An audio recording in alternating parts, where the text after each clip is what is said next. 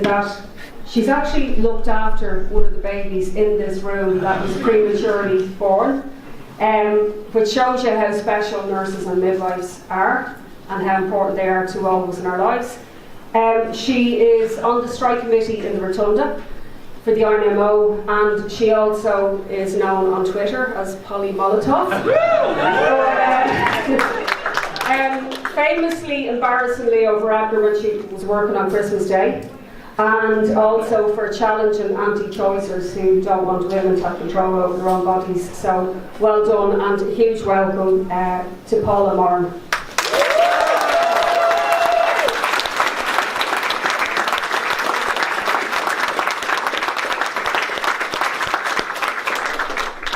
Thanks so much, Ruth. Mortified. You'll have to excuse my voice. I've just been chanting around the streets of Dublin there with the march. So it was great to see so many people out supporting the nurses and the midwives today. You know, I am here to talk about nurses and midwives, why we are striking at the moment. Just to give a little bit of background, I came into nursing quite late. I was 30 years of age in 2005, and yeah, I'm 43 now. But you know, I had worked in every different line of work you could possibly imagine, from security to advertising to business, all sorts of different business. And eventually, you know, my eldest daughter was hitting secondary school, and I thought, I need a career. It's my time now. I can go back to school. So away off back I went. You know, I wasn't too sure will I do teaching, will I do nursing. I'm so raging, I didn't pick teaching. But actually it wasn't for me. I tried my hand at it, and you know, more power to the teachers. I do not know how they do it every single day. But you know, I went into college, and I had to work full-time as well as be in full-time college. And you know, people think of university and they think of different types of degrees. In nursing, it's a 39-hour week, and if you miss 1 hour, you must pay it back, or you do not get to graduate. And I think this is very underreported. It is 100% attendance. So regardless as to whether you are sick, whether you have maternity leave, whether you have had children die, you are still expected 100% attendance, or you do not get to ever graduate or be a nurse. So in I trotted, 30 years young, thinking I was great, and thought, I'm going into this because I really do feel that I can make a difference, that I can really care for people. And I had prepared myself. I had gone into the healthcare industry in 2003 as a healthcare attendant. I absolutely loved my job. I worked in intellectual disability services. That was my first port of call, and my God, I loved it. But I needed to know more, I needed to learn more. So I went to Trinity College and got in as a mature student. I was very lucky.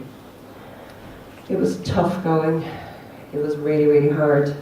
But during my first 3 years, a combined 48 hours of work, full-time work, I worked for free.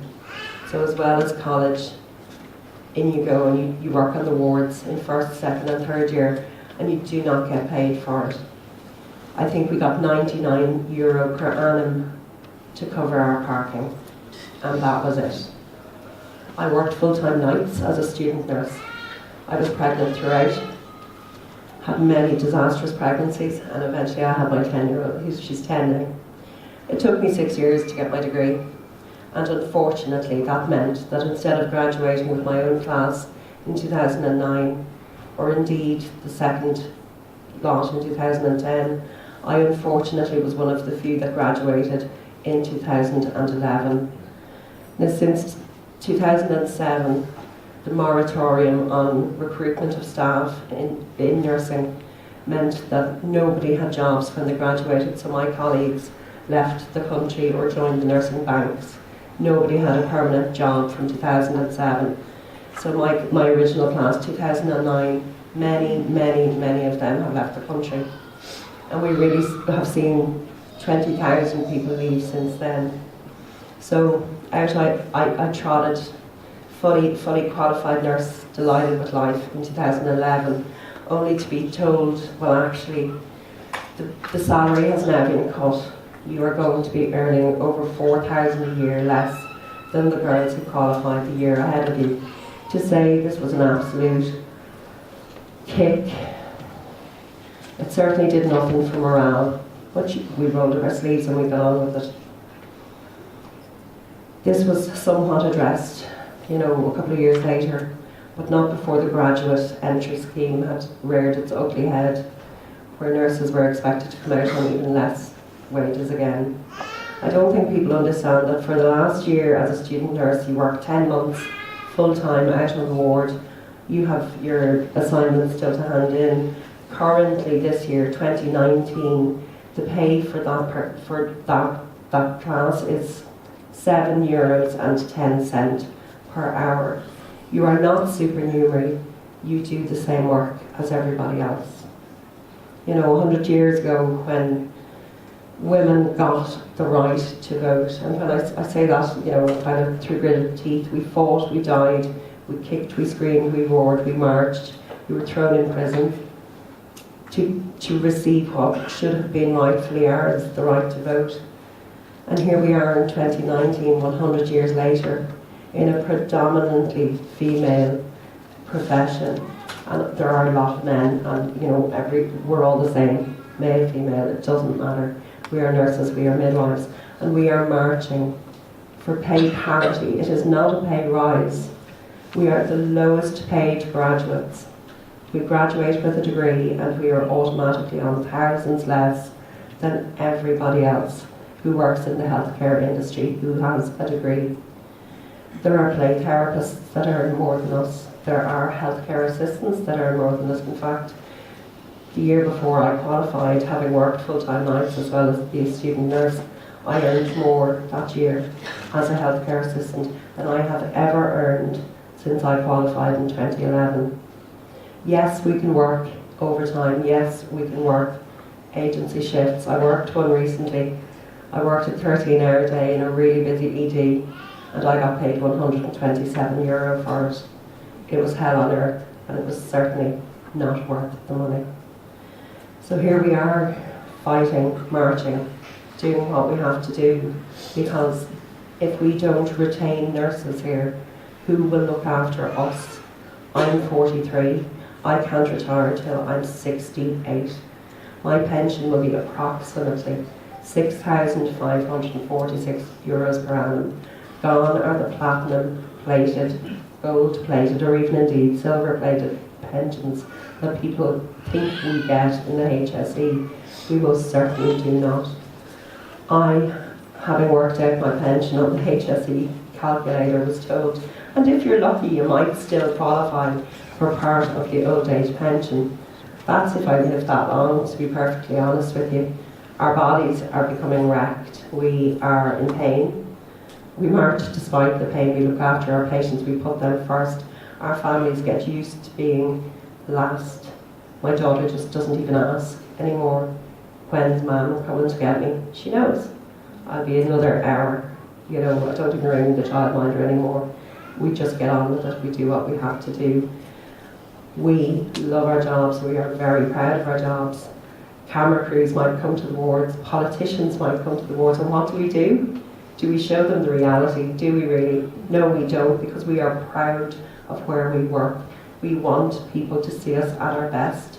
We are proud of our patients. We are proud of the services we provide. We are proud of each other. And we do stand shoulder to shoulder with our colleagues. But we also cry all the way home. We sit on the phone to colleagues because you just can't talk about it to your family. You never forget smells. You never forget sights.